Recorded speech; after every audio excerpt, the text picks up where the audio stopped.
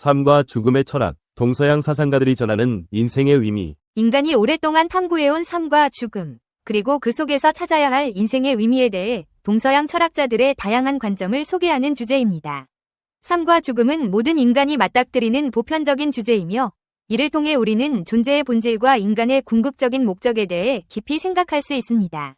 이 콘텐츠는 동서양 사상가들의 철학을 통해 인생의 의미를 성찰하고 오늘날 우리에게 주는 메시지를 탐구합니다. 1. 삶과 죽음, 그리고 철학. 삶과 죽음에 대한 철학적 성찰은 인류 역사상 가장 오래되고 중요한 질문 중 하나입니다.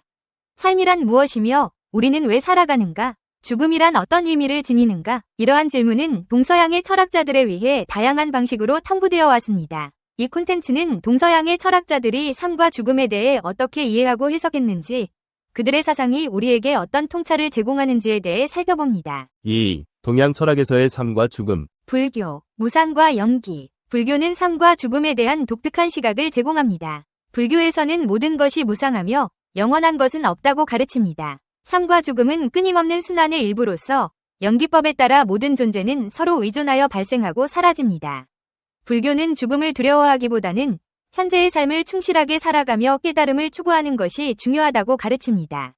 이를 통해 삶의 집착에서 벗어나 고통에서 해탈하는 길을 제시합니다. 유교, 삶의 도덕적 의미. 유교에서는 삶을 도덕적이고 사회적인 맥락에서 이해합니다. 공자는 삶을 도덕적 완성과 인격 수양의 장으로 보았습니다. 죽음은 삶의 자연스러운 일부분이며 죽음 이후에 남는 것은 우리가 삶에서 쌓아온 덕과 타인에게 남긴 영향입니다.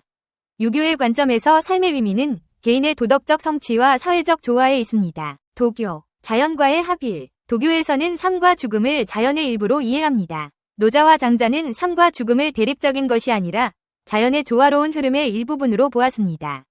도교는 죽음을 두려워하기보다는 자연의 흐름에 따라 사는 것을 강조하며 죽음 또한 삶의 한 부분으로 받아들이는 태도를 제시합니다. 이는 삶에 대한 집착을 줄이고 자연과 조화를 이루는 삶을 살아가는 것을 강조합니다. 3. 서양 철학에서의 삶과 죽음. 고대 그리스 철학, 에피쿠로스와 스토아 철학. 에피쿠로스는 죽음이 존재하지 않을 때는 우리가 존재하고 우리가 죽음에 이르렀을 때는 우리가 더 이상 존재하지 않기 때문에 죽음을 두려워할 필요가 없다고 주장했습니다. 그의 철학은 쾌락주의에 기반하여 삶의 고통을 줄이고 즐거움을 추구하는 것을 강조했습니다. 스토아 철학자들은 죽음을 자연의 일부로 받아들이고 죽음에 대한 두려움을 극복함으로써 마음의 평정을 유지할 것을 가르쳤습니다. 그들은 삶의 가치를 덕과 이성에 두었으며 죽음을 통해 삶의 일시성과 소중함을 강조했습니다. 실존주의, 삶의 불안과 자유. 20세기의 실존주의 철학자들은 삶과 죽음의 문제를 개인의 자유와 선택의 관점에서 접근했습니다. 사르트르와 하이데거는 죽음에 대한 인식이 인간에게 삶의 유한성과 불안을 가져다준다고 보았습니다. 그러나 이 불안은 동시에 개인이 자신의 삶에 진정한 의미를 부여하고 자유롭게 살아갈 수 있는 기회로 작용합니다. 실존주의는 삶의 부조리와 무의미 속에서도 스스로 의미를 창조하는 인간의 자유와 책임을 강조합니다. 4. 삶과 죽음의 현대적 해석. 현대 심리학, 죽음의 수용과 삶의 의미. 현대 심리학에서는 죽음에 대한 수용이 삶의 질에 큰 영향을 미친다고 봅니다. 죽음의 불가피성을 수용하는 것은 개인의 삶에 대한 가치와 의미를 재평가하는 계기가 될 수 있습니다.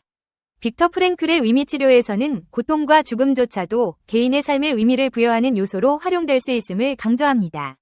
그의 경험을 바탕으로 한 이론은 삶의 어려움 속에서도 개인이 자신의 삶의 의미를 찾는 방법을 제시합니다. 현대 철학과 과학, 죽음 이후의 삶. 현대 철학에서는 죽음 이후의 삶에 대한 다양한 관점이 존재합니다. 과학기술의 발달로 인해 인간의 수명을 연장하거나 의식의 지속 가능성에 대한 논의도 이루어지고 있습니다.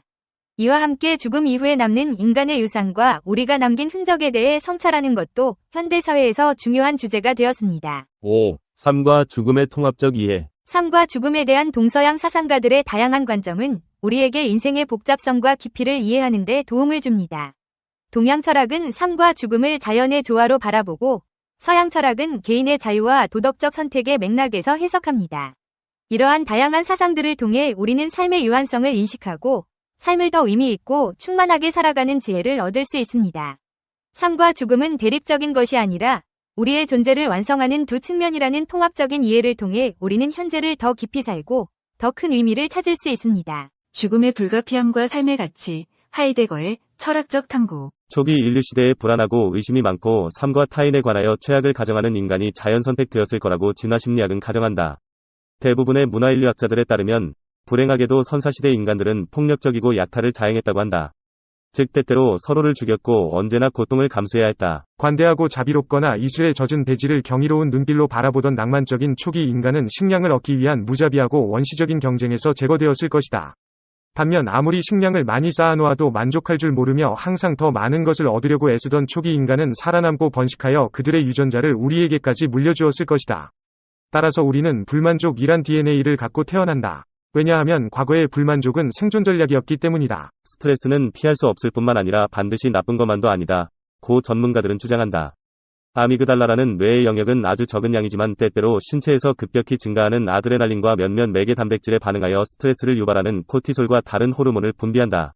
소음, 갑작스러운 움직임, 불안, 위험 인지 또는 단순한 일상 환경은 그 과정을 촉진할 수 있다. 스트레스 호르몬은 환경에 대한 인식을 강화하고 시력과 청력을 약간 향상시키며 근육이 조금 더 잘 움직이도록 만든다. 이것이 스트레스 반응이 포유동물에서 진화되었다고 연구자들이 믿는 주요 이유이다. 또한 그들은 스트레스를 더 잘 받는 경향의 신체를 타고난 사람들이 자연 선택된 인류의 조상들일 거라고 추측한다. 현대의 스트레스 급증을 논할 때 두 가지 고려사항이 있다. 첫 번째, 우리가 손댈 수 없는 것이 있다. 사람들은 점점 더 잘 살게 되었지만 어쩐지 더 행복해 보이지는 않는다. 그것은 어쩌면 우리의 마음속에 근본적인 불안이 있기 때문일지도 모른다. 바로 죽음에 대한 두려움이다. 더욱 높아진 생활 수준과 향상된 의료기술로 우리는 더 건강하게 오랫동안 살 수 있게 되었다.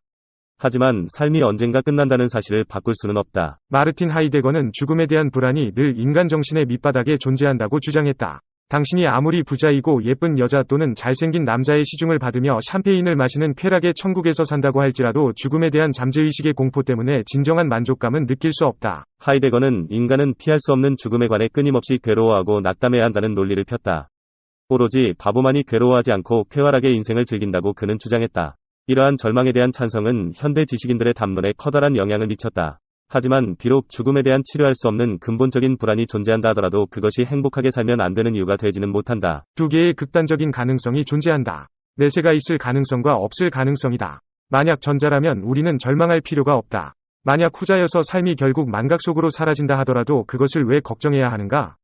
무덤 속에 들어간 후에는 아무것도 없다는 것이 사실로 판명된다 해도 삶이란 선물을 즐기기 위해 우리는 죽음의 불가피함을 인정해야 한다. 삶과 죽음이 다르다는 아이디어의 기원은 우리에게 삶과 죽음은 여전히 정의하기 어려운 것이다. 하지만 그 둘 사이의 차이는 3만 년에서 4만 년 전 사람들에게는 명확했다. 한 네안데르탈인 가족이 프랑스 라페라지에서 발견되었다. 성별이 다른 두 성인이 태아처럼 웅크리고 있었는데 현재 유럽과 중근동 전체에서 발견되는 네안데르탈인 무덤의 특징적인 모습 그대로였다. 근처에는 3세에서 5세가량의 아이 3명과 신생아 하나가 부싯돌 연장과 동물뼈 조각과 함께 누워 있었다. 자구에서 추출된 미발달된 태반의 잔에는 비록 연장 같은 부장품은 없었지만 다른 가족 구성원들과 마찬가지로 정중하게 매장되어 있었다. 더 감나가는 부장품이 함께 매장된 네안데르탈인 무덤들도 많다. 한 젊은이의 무덤에는 한 쌍이 야생 염소뿔이 놓여 있었고 다른 젊은이의 유해에는 안료가 뿌려져 있었다. 즉 네안데르탈인들이 인간성에 대한 보편적인 개념, 영혼 불멸성에 대한 믿음, 사회복지제도, 노인 지배 정치, 현자가 지배하는 정치체제를 가지고 있었다는 것이다. 그들이 그런 것을 가지고 있었을지도 모르지만 매장 문화가 그 증거는 아니다. 단순한 매장은 현실적 문제의 해결책에 불과하다. 즉 썩은 고기를 먹는 짐승을 몰아내고 부패의 악취를 막기 위한 것이다. 하지만 일정한 형식을 갖춘 매장은 어떤 아이디어의 증거이다. 정확히 말하면 두 가지 아이디어의 증거이다. 삶과 죽음에 대한 아이디어이다. 우리는 뇌사 상태의 환자 같은 특수한 경우에는 삶과 죽음을 정의하기 힘들다. 둘 사이의 경계가 정확히 어디에 있는지 말하기란 쉽지 않다. 하지만 삶과 죽음이 다르다는 아이디어의 기원은 3만 년에서 4만 년 전으로 거슬러 올라간다. 사람들은 죽음의 위식을 통해 둘 사이에 선을 긋기 시작했다. 죽음의 위식들은 삶을 신성하게 만들었다. 이 위식들은 그들이 삶에 대한 본능적인 애착 이상의 것을 가지고 있었다는 최초의 증거이다. 즉 삶은 존중받을 가치가 있다는 생각이며 이것은 그 후 모든 인간의 도덕적인 행위의 기초가 되었다. 묘비는 죽은 사람을 미생물에 의해 분해되는 유해를 넘어 영원히 지속되는 존재로 만들려는 시도이다.